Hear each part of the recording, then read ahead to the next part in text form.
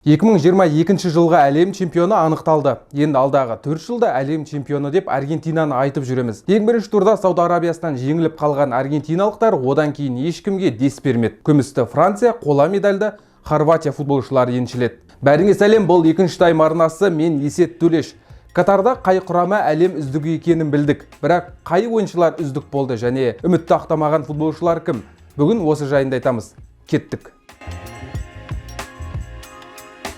Үздік ойыншылардан бастасақ, 5-ші орынды қақпашыға бердік.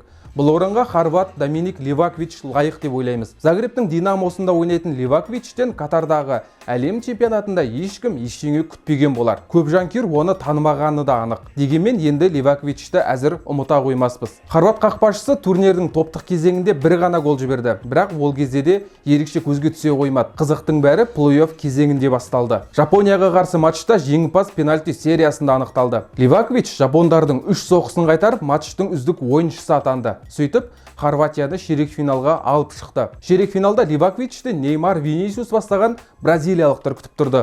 Доминик сол ойынның 105-ші минутына дейін гол жіберген жоқ. Матчта 11 сейв жасады. Тек экстра таймда Неймар гол соға алды. Бірақ артынша хорваттар есепті теңестіріп, тағы да пенальти сериясы болды. Ливакович мұнда да қырағылық танытты. Ең алғаш болып нүктеге келген Родригоның пенальтиін қайтарды. Осылайша бір әлем чемпионатында 4 пенальтиді қайтарған алғашқы қақпашы атанды. Сол ойында да Доминик матчтың үздік ойыншысы жүлдесін иеленді. Нәтижесінде Ливакович Хорватия құрамасымен бірге әлем чемпионатының қола жүлдесін иеленді. Жалпы Ливакович биылғы әлем чемпионатында сейвтер саны бойынша үздік қақпашы. Ол 7 матчта 25 соққыны кері қайтарған. 20 күннен соң 28 жасқа толатын Ливакович топ клубтардың назарын өзіне аудара алды. Бүгіннің өзінде оған Мюнхендік Бавария қызығушылық танытып отыр деген ақпарат шықты. Сондықтан Доминикті үлкен клубтардан күтеміз.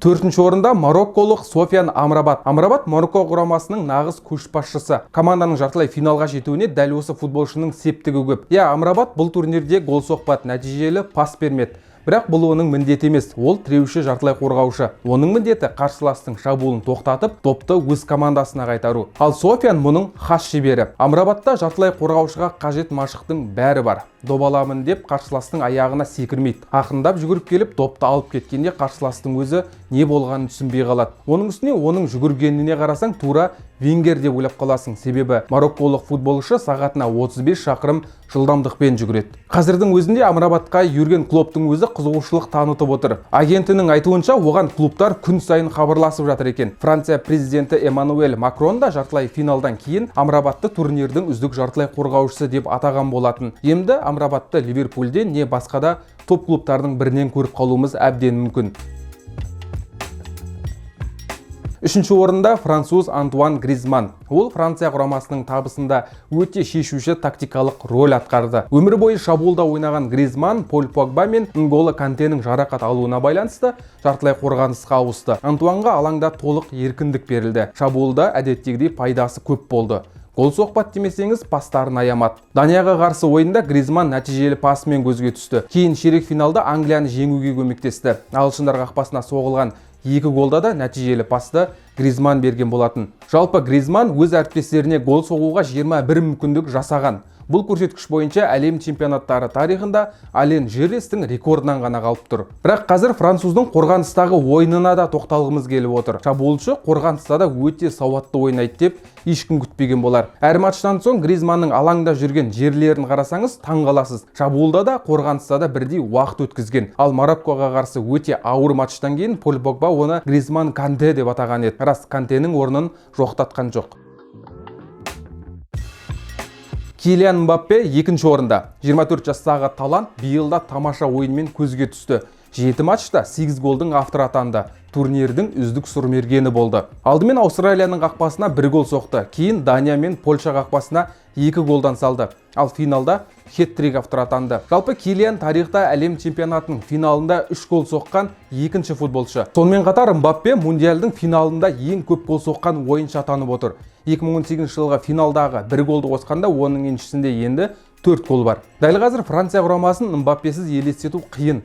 Жартылай қорғаушылар шабуыл бастаған кезде бірден Килианды іздейтіні бекер емес. Турнирдегі 8 голдан бөлек Мбаппенің еншісінде 2 ассист бар. Жалпы алғанда Мбаппе әлем чемпионаттарында 12 гол соғып тастады. Мирослав Клозенің рекордына 4 гол ғана қалды. Бұл футболшымен 2026 жылғы мундиалда қайта жүздесетіміз анық.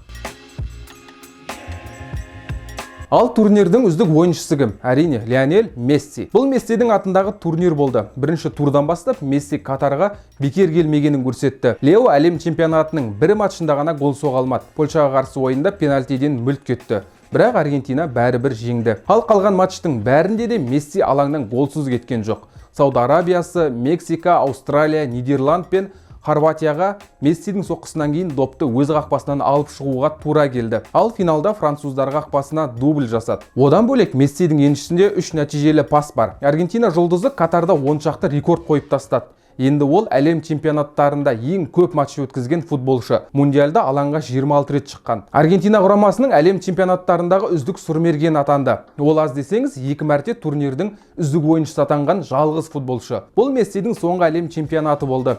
7 алтын доптың иегері арманын орындап әлем чемпионы атанды. Енді үміт ақтамаған 5 футболшыға тоқталайық. Олар турнирдің ең әлсіз ойыншылары емес. Әйтпесе костарикалық Рональд Матарита немесе канадалық Милиан Бориан сияқты өте төмен рейтинг алған ойыншы көп. Ал біз жанкүйерлер үмітін ақтай алмаған футболшыларды айтамыз.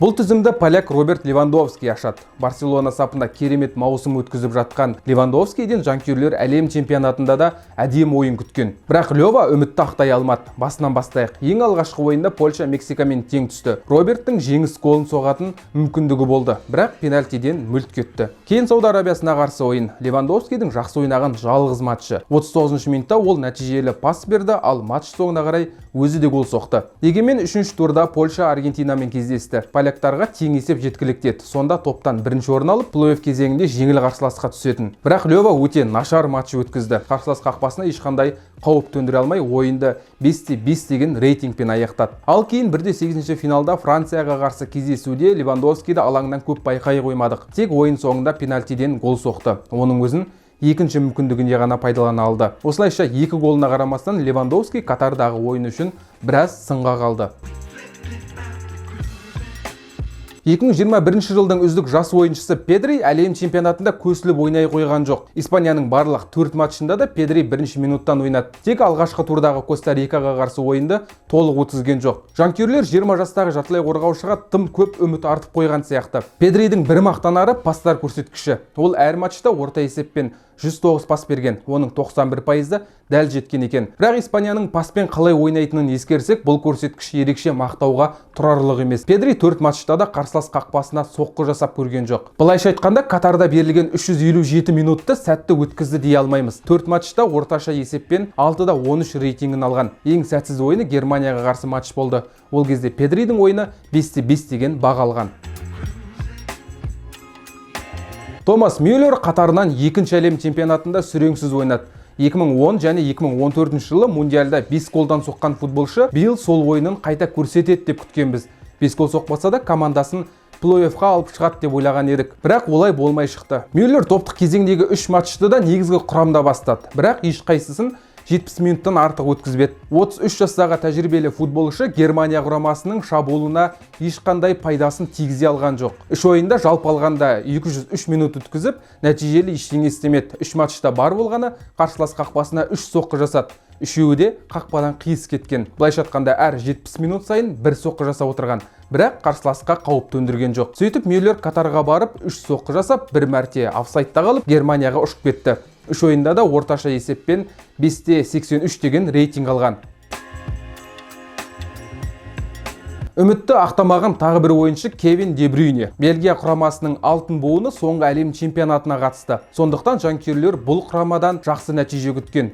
Кем дегенде 2018 жылдағы қола медалін қайталайды деп ойлаған. Оның үстіне топта дәл сол кезде бәрі әлсіз деп санаған Канада мен Марокко болды. Бірақ әлемнің үздік ассистенті пас шығарып берудің шебері Кевин Де Брюйне бастаған бельгиялықтар өте сәтсіз ойнады. Бірінші турда Кевин Канадаға қарсы өз ойынын көрсете алмады. Дегенмен оның командасы жеңіске жетті. Екінші турда Марокконы жеңсе топтан шығып тұрады. Бірақ Де Брюйне өте сүреңсіз ойын өткізді. Бельгия капитаны сол ойында допты 27 рет жоғалтып алған. Бұл 21 ғасырдағы антирекордтардың бірі саналады. Артынша Хорватияға қарсы да біз бұрынғы Де Брюйнені көре алмадық. Манчестер Ситидегідей өткір пастарын бере алмады. Осылайша Бельгия құрамасы топтан шыға алмай қалды. Ал Де Брюйне пастарының 68%-ын ғана дәл жеткізген. Кевиннің алаңдағы ойынынан бөлек матчтан тыс мәлімдемелері де біраз шу шығарды. Себебі бірінші турда Канаданы жеңгеннен кейін команда капитаны біз кәріміз, ешқандай мүмкіндігіміз жоқ дегені бар. Көшбасшың солай десе құрдым дей бер. Жанкүйерлер ең көп үміт артқан футболшы Криштиану Роналду. 37 жасқа келген Роналду қартайды дегеннен басқа амал жоқ. Роналду үшін турнир жақсы басталды. Гана қақпасына пенальтиден гол соқты. 5-1 әлем чемпионатында көзге түскен алғашқы футболшы атанды. Уругвайға қарсы ойында да шабуылшы белсенді болды. Бірақ матч өткен сайын ойыны құлдырай берді. Оңтүстік Кореяға қарсы ойында түк бітіре алмай 5-5 рейтингін алды. Ақыр соңында 1-8 финалда қосалқы құрамда қалды. Ширек финалда Мароккодан жеңіліп жатқанда 51 минутта алаңға шыққан. Бірақ командасын құтқара алмады. Осылайша Роналду турнирді 1 голмен аяқтады. Осы 5 матчта Криш 11 соққы жасаған, оның 3-і қақпаға дәл барған. 5 ойында да сәтті дриблинг жасай алмады. 5 кездесуде қарсыласының айып алаңында допты 20 рет қана ұстаған. Біз үйреніп қалған Роналдудың статистикасына ұқсамайды. Бірақ өкінішке қарай қазіргі жағдай осындай. Бүгінге осы сіз үшін турнирдің ең үздік ойыншылары мен үмітті ақтамаған футболшылары кім? Пікірге жаза кетіңіз. Видеоны аса лайк басып, каналға жазылыңыздар. Сау болыңыздар.